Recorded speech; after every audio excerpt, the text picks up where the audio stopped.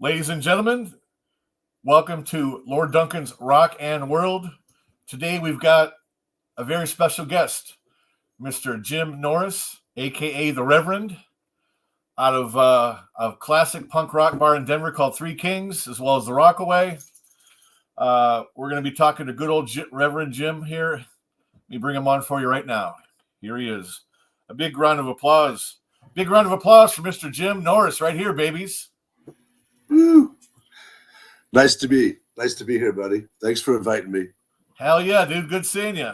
All right, so so where are you from originally? Did you grow up in Denver, or you where have you lived? I was born in upstate New York, but we moved out to Colorado, Parker, Colorado, in 1974. So I've been out here like in Colorado 50 years. This is my home. So then Denver proper, I moved there maybe 91.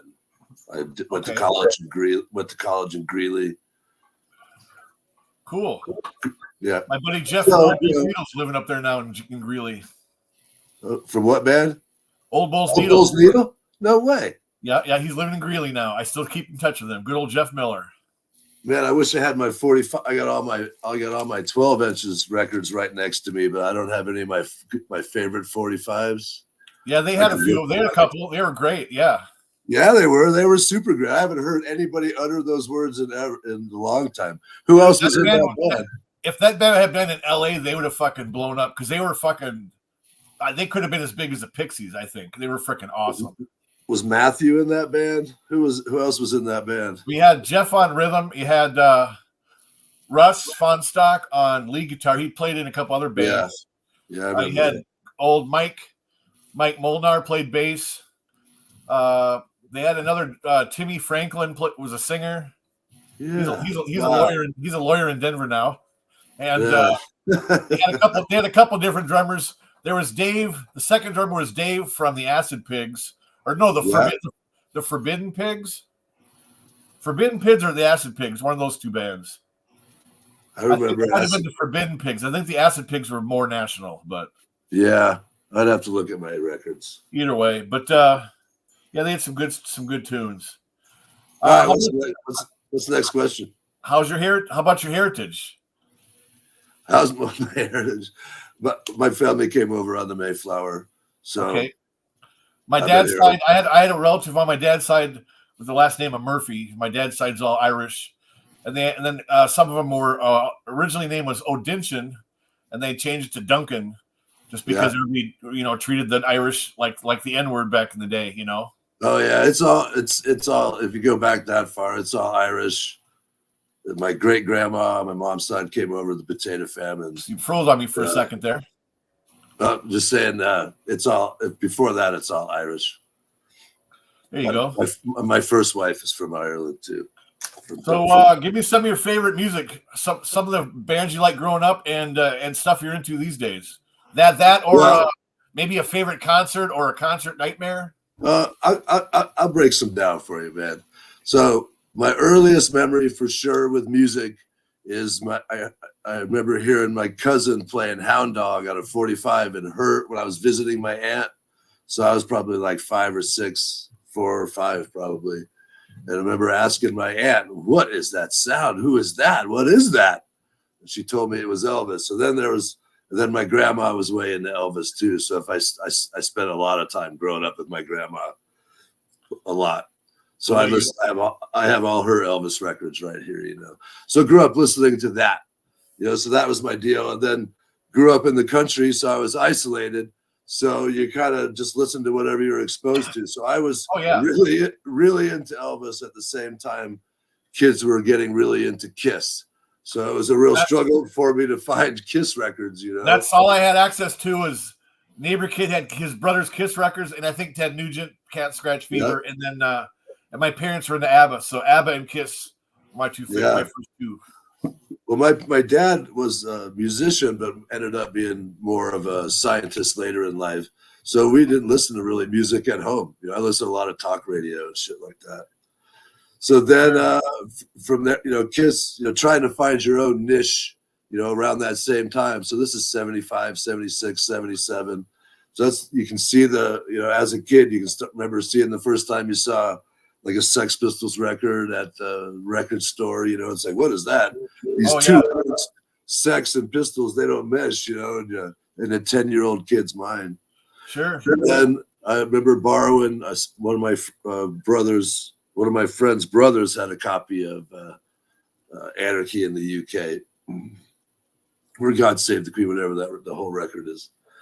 And I remember taking it home and hearing that first riff on God Save the Queen on the second part, where it goes dun dun dun dun dun dun dun dun dun dun dun dun. And even 50 years later, or whatever it is, 45 years later, to even talk about it, I still get goosebumps from that riff. Sure. So then from there, just trying to find what you did. I'd listen to as much classic rock as I could until I could find punk rock, and then punk rock, changed everything. And then now I listen to, right now, Los Hermanos Gutierrez. They're like, crazy ambient Mexican thing, like if you're driving in a desert highway, that just loads some guitar stuff. Kind of like Khruangbin. I think they're a band that's a lot like that. But what else? Let me just look at my playlist. I got it right here. Just, a lot of just weird trying to find stuff. Sure. I've heard a lot. Oh, Idols for punk rock. Have you listened to Idols? No, but I just saw somebody posted. They went to the show and they posted it, and it looked freaking awesome. So apparently they're pretty awesome. Huh? Check out the videos, man. They got their own whole aesthetic going. That's crazy stuff. Who else? I have Idols along the same lines. Who else? Amon the Sniffers, female punk rock band. Sleaford Mods, kind of like a weird political two-piece hip-hop band out of England. Viagra Boys, have you seen them? I haven't. Me too. Those guys are groovy. A lot of really cool stuff that's kind of like more post-punk. Idols is pretty much spot on, but in a whole new take, because I'm tired of hearing any kind of. I want new takes on all of it, and as well as I know. Sure. You listen to punk rock long enough. I want to hear somebody that has a whole different take on it. I want to hear their view on it. And then because they're more enraged than I am now. You are. I'm 56 years old. I got nothing to be mad about, dude. Well, who knows? Other than fucking politics, but we ain't gonna go there. we're not gonna talk about that. But life's too short to even care about that, really. Well, for us, it is, yeah. True. We're on the downslide, bud. Oh yeah. Like somebody said something the other day, and I go, dude, I probably got 15 good years left to me. So yeah, I'm already partially retired, dude. Fuck. I want to enjoy the last years of my life. I ain't gonna work the last day of my life. Yeah, dude. I got a brand new hip replaced the last month. So, oh no. This whole year I'm dedicating to fixing myself up. So I'm supposed to get both my knees done, but right now I got cortisone shots both my knees, so I'm delaying the whole knee thing as long as I can. Yeah, I tried that on my hip. It did not work. Oh, bummer. Yeah, but I feel better about that now. So then I have back surgery coming later. Old man stuff. It's all that. I partied hard and I've gotten a lot of fights and I fell down flights. Yeah, now I realize motorcycle crashes, that don't help. Yeah, it fucks. Yeah, that's right. It fucks you up. So that was just recovering. I'm doing good. What's the next question? What was the next one? That will be, what's your favorite food? And after that, favorite junk food or guilty pleasure? Well, I think guilty pleasure would still be, I like a good Twinkie every now and again, Nice. I like that. Favorite food, Colorado Mexican I love, man. So that's what I'm into. They got the best food out there. Yep, we do, man. We do. And everything's just delicious. I love that. So then it would be Italian food, but it's got to be white sauce now because I get so sick off the red sauce. I can't do red sauce. Dude, I actually can't do red sauce for my arthritis. No more red meat, no more red sauce, no more dairy. Tell me about this red sauce. Why no red sauce? Well, apparently tomatoes are bad for arthritis, apparently. Holy shit. Yep. Look at you, lightning. Some kind of acid in it or something. Yeah. But so yeah, I do the creamy shit all the time now.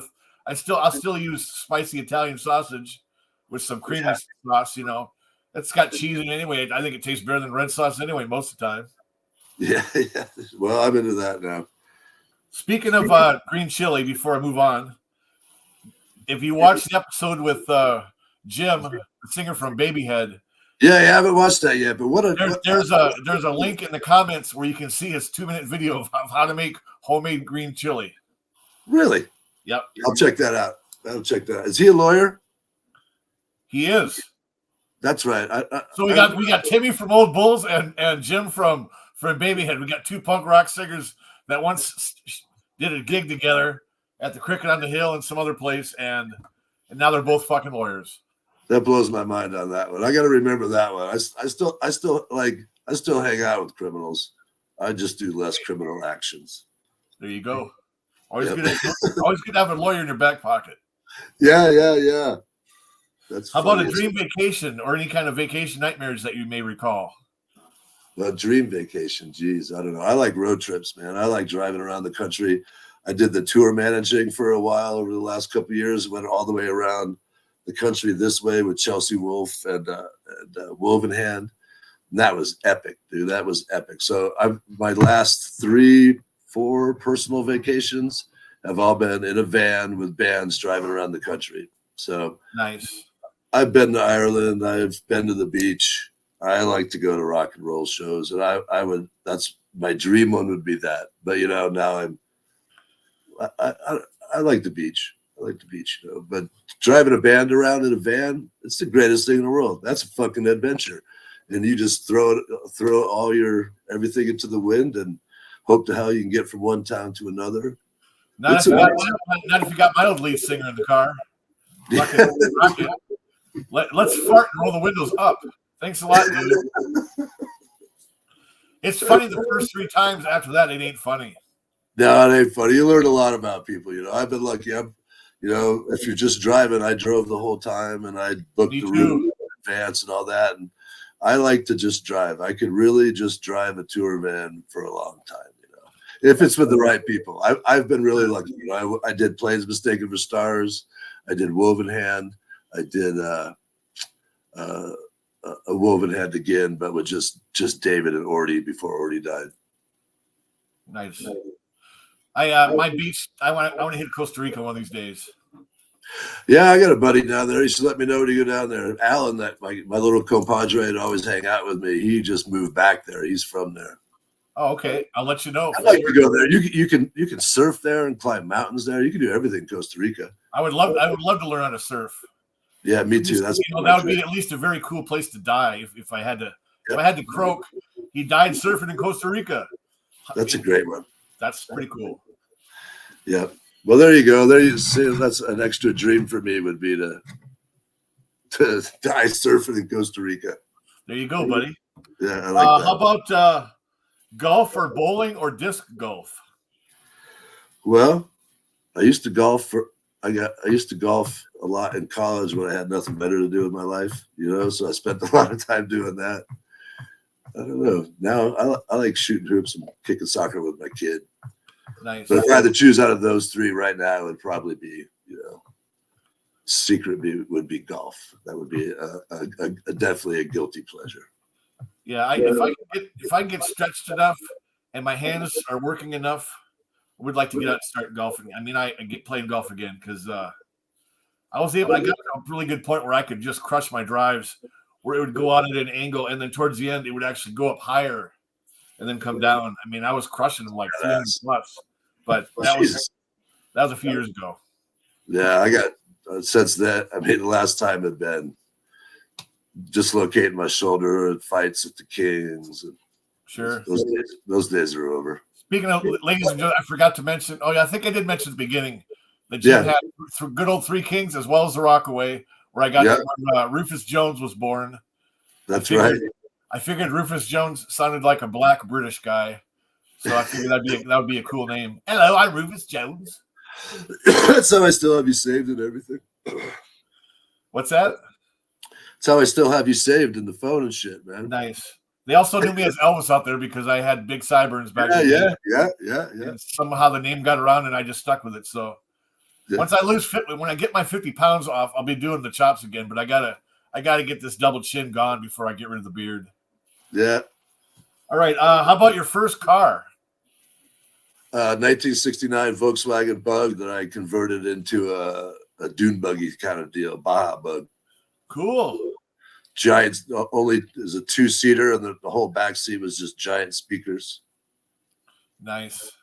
My first car was my mom's 74 Lincoln Continental with a 460.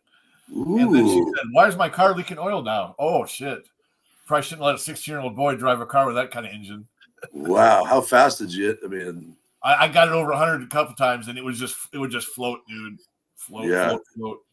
But and then they gave it to my grandma in exchange for her 75 Malibu, which they gave me. And I'm like, no, I wanted the Cadillac. I wanted the Lincoln, damn it. But whatever. How about your first job or a first shit job that you hated or you're happy to get fired from or happy to quit? Well, my first job was, I mean, like I said, I grew up in the country, so it was working on a hay and tree farm. So I have to ride my bicycle 6 miles down to this spot because it was the country, and my mom was a horse person, so she got a discount because I worked there at the hay farm there. So it was me and it was me. I'd get up every morning, be there before sunrise, and change the pipes. So there are these big aluminum pipes about that big, irrigation pipes, so you'd move those a double section every out morning. The fields and shit, yeah. And then to get the water on for that, and then go pick weeds on the tree farm, which is on the same property. And then when it was time to cut hay, just loading, it was just a miserable, horrible job. But I learned how to work really hard. When your mom had horses? Yep. So you got to shovel horse shit too. Yeah, that was my intro into it, was shoveling horse shit, which that was my job. I always say as well. And it had been packed down for a couple months it was just a hobby farm. The guy would wait till it was just brutally packed down halfway in the wintertime, so it's half frozen, burrowing rats on the sides of the walls. Well, my mom still has one. She's on the same property for 50 years, so she still has a couple horses, in their deep into their 20s. Colorado, I assume, still. Yep. Beautiful. That's why I stayed here. I love my mom and dad. Sure, there you go. Well, I came back to Minnesota in 2017 because I got an offer at working at the Harley shop down in southern Minnesota, 10 minutes away from my parents' house. So I moved back for that. Got Darlene and the dog to come back for that, and found out the ownership changed after 6 months, and I didn't like the new guy, so I bailed. But the best part is I got to be living up here for the last 2 years. My mom, before she croaked in 2019. So yeah, I guess croaked. I think, but as it much it was all meant to be. I think as much as punk rock wants you to rebel, you just gotta love your mama, man. Oh yeah, dude. In fact, I just planted flowers in her little memorial circle that we have out in the yard here with the little angel and everything. I just did that hours before this with my sister. So that's beautiful. That's cool. Thanks for sharing that. Thank you, brother, for saying so. How about you got any pets or tattoos? I got more tattoos than I can talk about, but we have 2 cats now. I have an old cat named Biggie, and he was the shop cat at the bookstore for about 5 years until. Oh yeah, hung up there at Mutiny Cafe. Yep.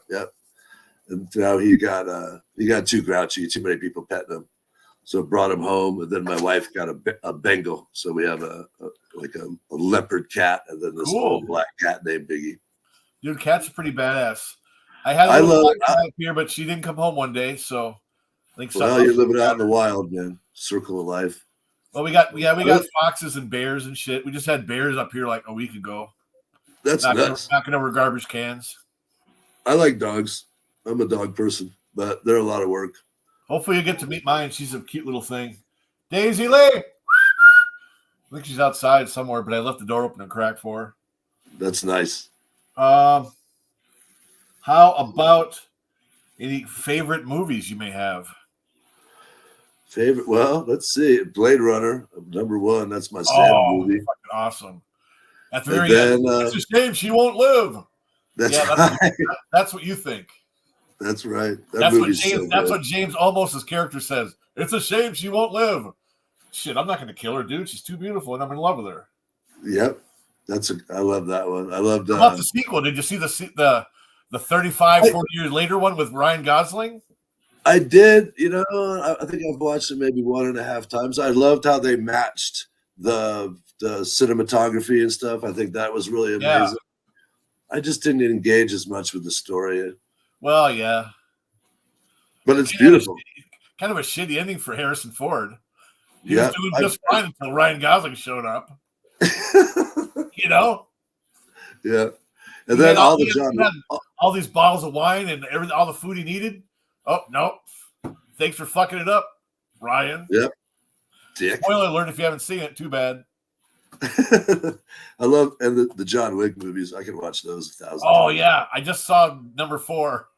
So good. I paid the $5 to get whatever stupid streaming service was. Or no. Actually, I got the I did the 7-day tryout, and once I watched John Wick, I canceled it. John Wick 4, I canceled it.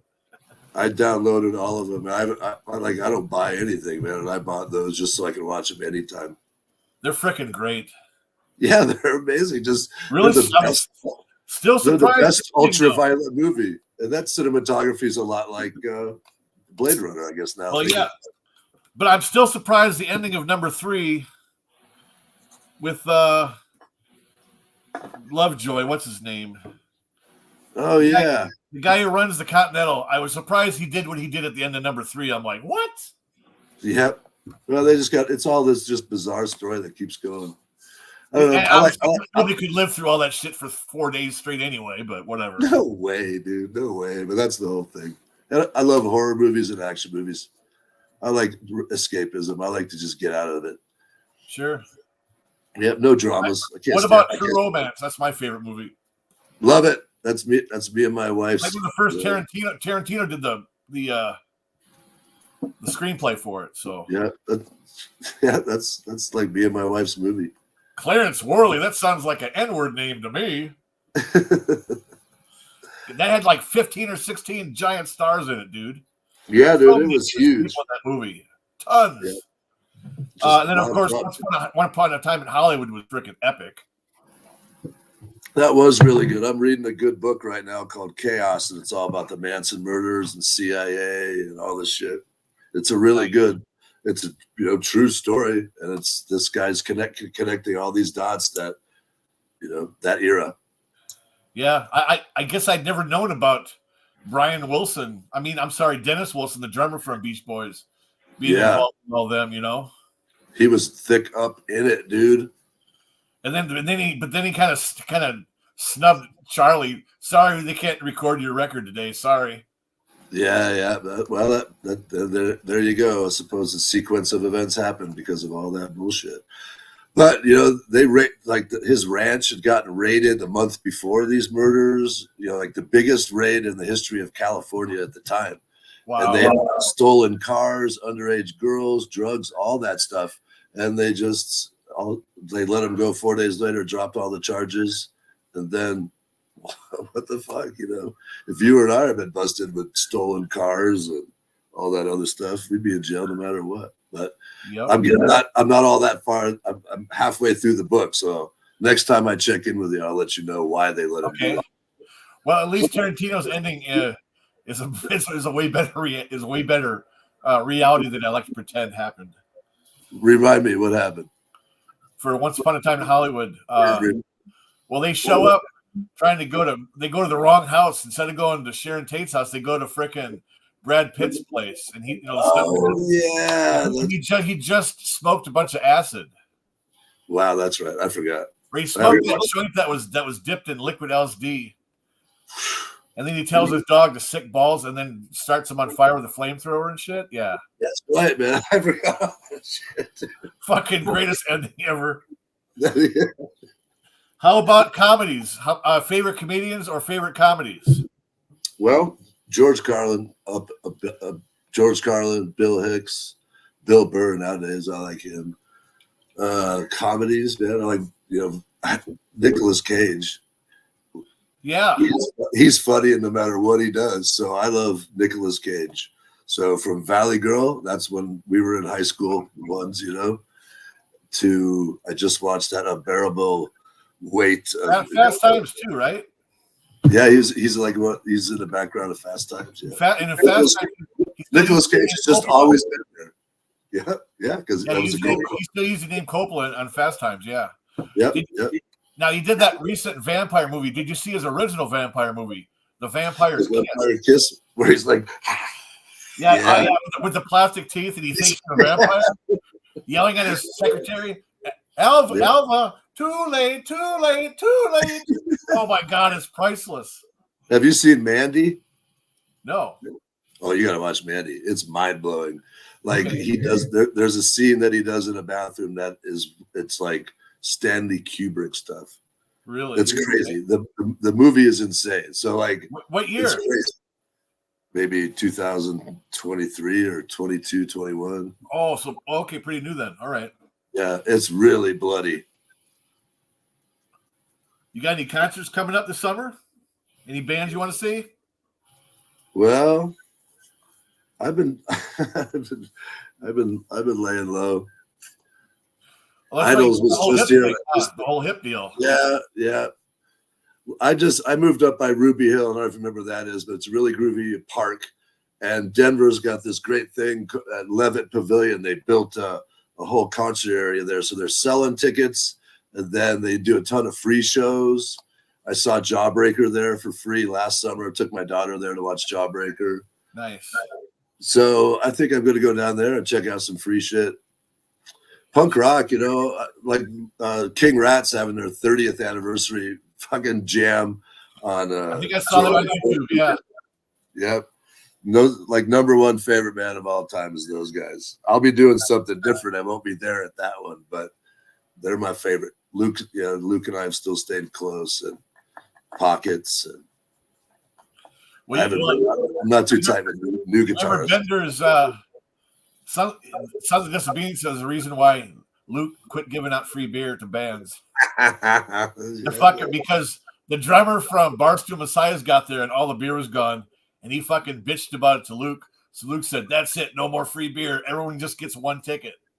Boo, you dicks. Sorry, we were just sitting there drinking all the PBR in the back. Sorry, guys. Yeah, well. It's worth it just to piss off that dude from Barstool, so who cares? Yeah, Nick. Well, no, was it Nick? I thought it was Nick's the singer. I don't the guy with the long brown hair was pretty cool. Yeah, that's Nick. Yeah, he was a good guy. Yeah, he's been writing books. I sell his books at the bookstore. You see if I got any more generic questions here. Who's your baseball team? You got a baseball team? Grew up, you were from New York. Are you a Yankees fan or what? Yeah, I grew up Mickey Mantle. I still have like an old Mickey Mantle poster I had, a bunch of like the baseball cards I won't get rid of are Thurman Munson and Mickey Mantle. But I waited my whole life to have my own team. So if I have to cheer on a team, it's that fucking crap team that we're stuck with here in Denver. Or I'm always Team Satan, bro. Oh, hail Satan, dude. That's killer. Yeah, so now it's more the last 5 years, Nuggets games, man. Nuggets is the shit. I just love that. Watch them die. Baseball. Sorry about my T-Wolves this year. Yeah. Well, you outplayed us clearly, And now we're getting outplayed by fucking Dallas. God damn. Yeah, that sucks. Whoever beats us, that's who I was going to cheer on. And Anthony Edwards is just he's. Oh, dude, and he's only like 22. Yeah, he's got a big career ahead of him. Dude, and you know what? He loves it here too. Yeah, and he acts like a leader. He's going to go. But he loves it here. So all these people are like, "Yeah, he'll leave soon. He'll go to LA or New York." No way. He's fucking worshipped here. Why would he go anywhere else? Yeah, he'll build a dynasty there, dude. They could. Well, not to mention Denver. Denver's already has the beginning of a dynasty as well. Yeah, we'll see. Paying all these dudes a lot of money. True, very true. Well, So I like that, but baseball is my Zen game. That's what I grew up loving, and that's me too. the dreams I had was wanting to be a baseball player.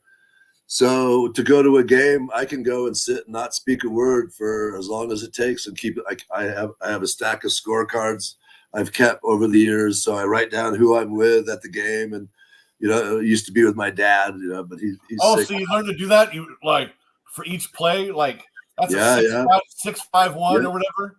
Yep, I used to be able to be good enough to you that I could recite a game to you, so you could do like an announcer. It's like, all right, well, next up is Harmon Killebrew. Rod Carew's coming up next after that. He does a single to the third. What do you got, Harmon Killebrew back there?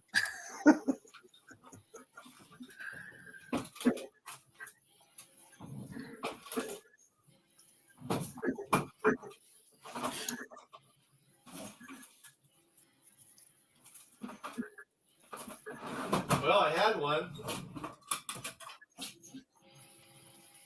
What do you got? Who signed that?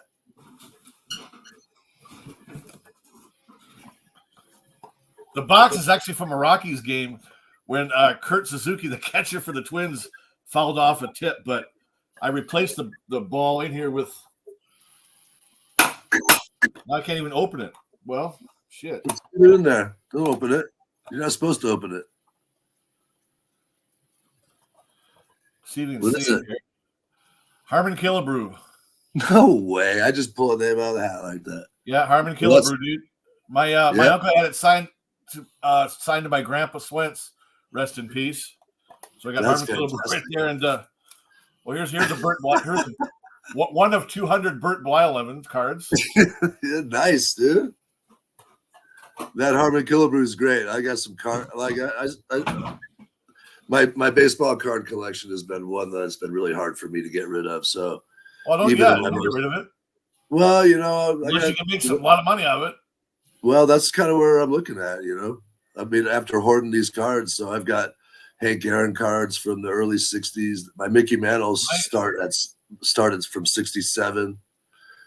Billy Martin cards, just I've got a Billy Martin. I've got a baseball signed by Billy Martin and the entire rest of the Twins organization when Tom Kelly was the frickin' assistant manager of the Twins in '83. And I believe, really. oh wait, it wasn't Billy Martin, it was Billy Gardner. My bad.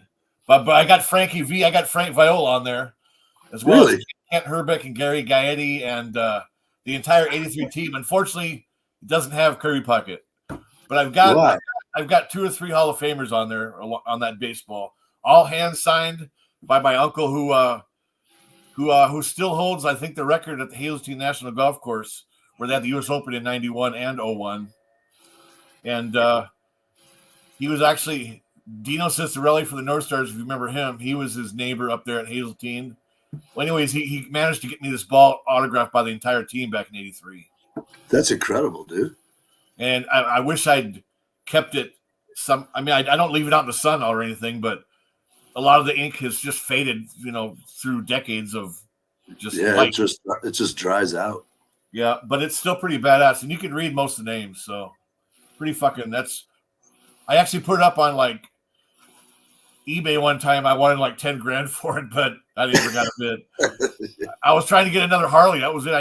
When I lost my last one in 14, I was like, yeah, I gotta get another one, and I was trying to get like 10 grand, but no bites on it because I figured it's a one of a kind, so it's got to be worth something.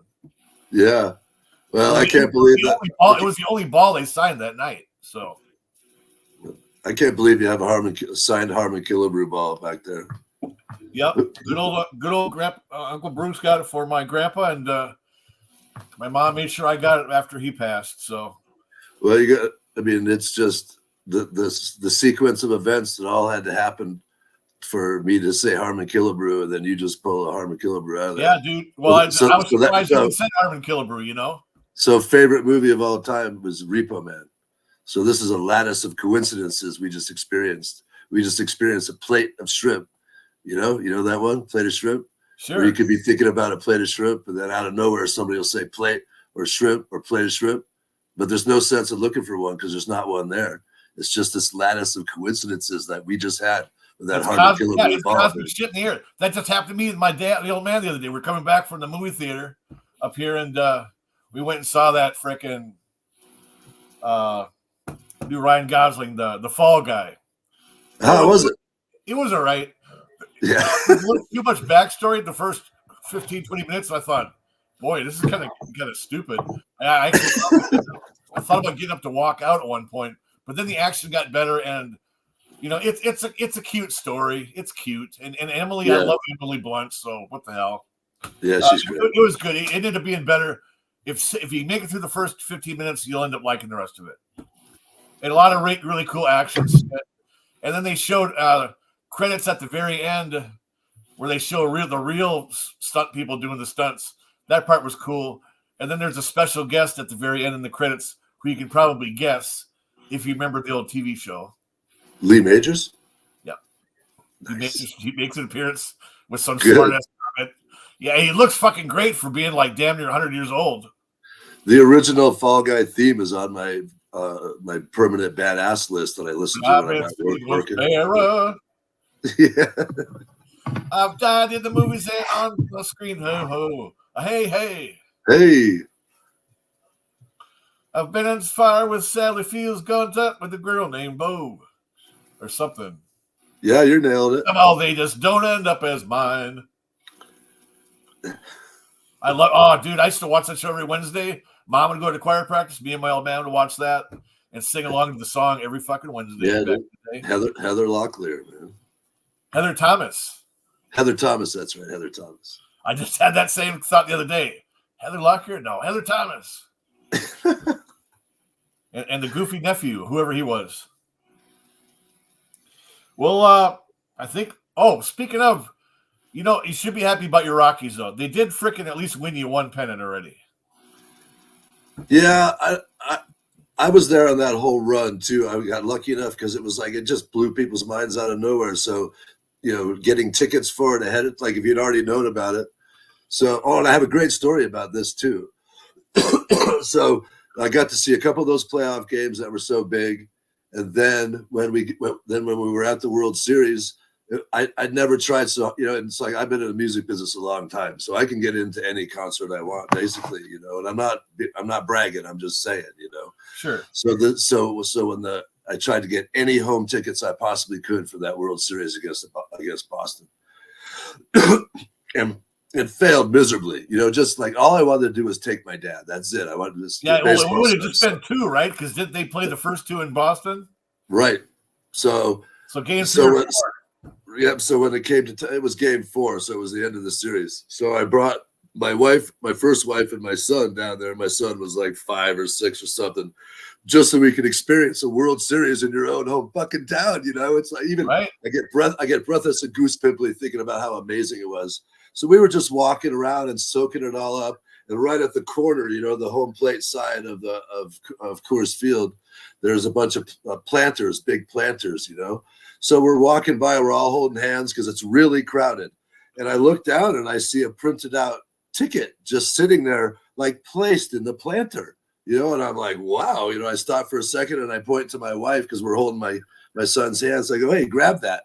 So she picks it up and we, get out of the crowd a bit and look at it, and it's a fucking printed out ticket. And I'm like, wow, this doesn't seem right. This doesn't seem real. This doesn't seem possible, So I go, well, let's walk down to the other end of the stadium, the east entrance, So I take the ticket and I walk up to the scanner lady, and she goes, I go, can you just tell me if this ticket's real? And she goes, boop, all right, you're in. And I'm like, what? She goes, it's real. And I just scanned you in. So I had to look back at my wife and my son and throw them the car keys and go, well, I guess I'm going into the World Series, man, So I go, yep. So I'm by myself. First, as soon as I walk in the door, I call my dad. I'm like, you're not going to believe where the fuck I am right now, dude. I go, I just got a free ticket to the World Series, against Boston. And it was like a level 3, whatever. And there was no way I was going to go up to that seat. I didn't want to go to third level anyway.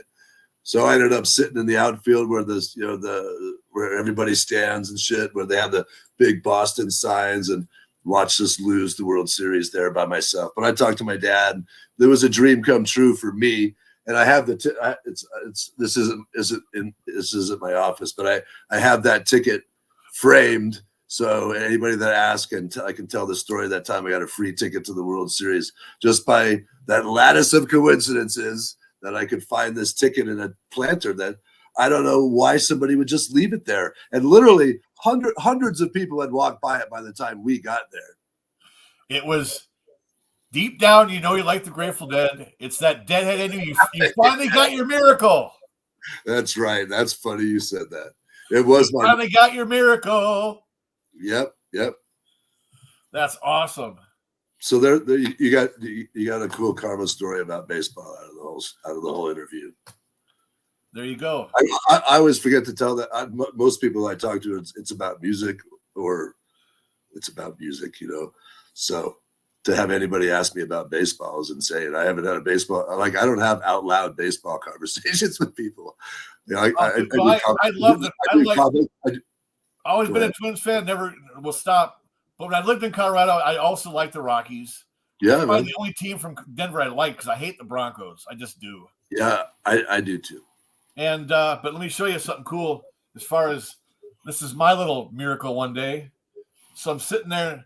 This is back. Darlene used to work at Barnes and Noble when I was a cab driver. So I would just go to the Hard Rock Cafe and just sit there and wait for her to get off work.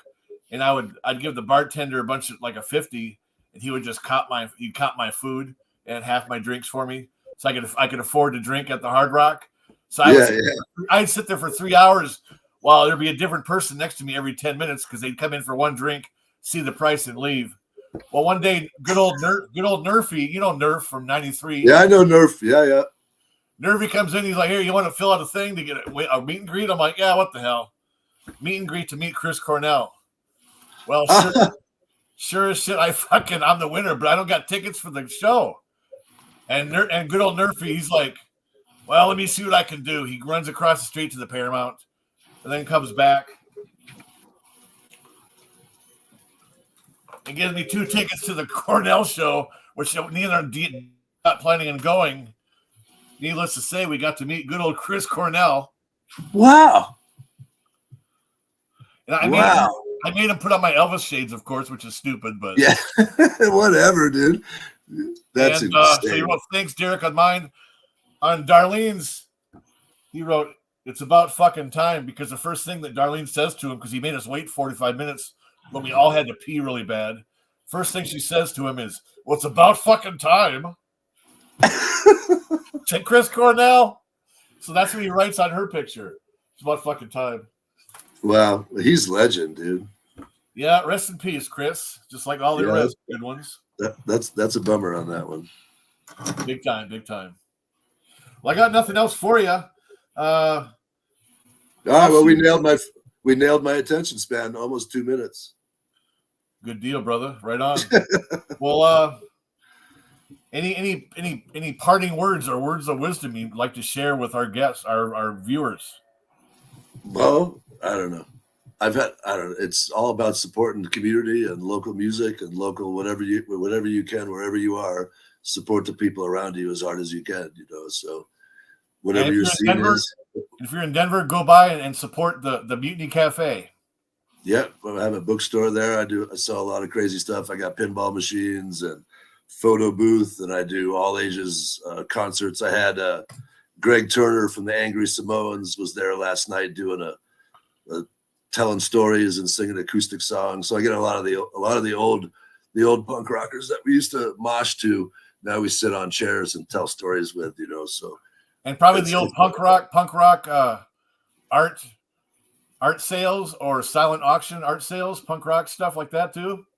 Yep, I do outdoor markets there. I do all kinds of weird stuff, But it's all helping bands out. I do, it's all ages, drug and alcohol free. So I get a lot of. Right now, it's really groovy, hardcore kids and hip hop kids, and then a lot of the old guard. I just had some of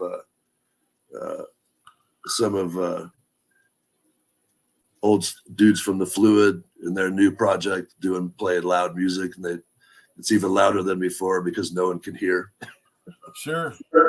Yeah. But no hipsters allowed, right? No hipsters allowed. Just kidding. Dude, that's pretty much all I got there, buddy. That's pretty my much joke right there. Our singer says Adam he hates hipsters, so we're gonna call our album Hipster Holocaust. What the hell? That's right. That's right. A lot of memories. It was nice catching up with you, buddy. You too, brother. I love you, brother, with all my heart. And ladies and gentlemen, go online, check out Mutiny Cafe. There you go. MutinyInfoCafe.com. Right on, brother. I'm going to turn this off, and I'll talk to you for a minute. All right. Thanks for watching Lord Duncan's Rockin' World. See you guys soon.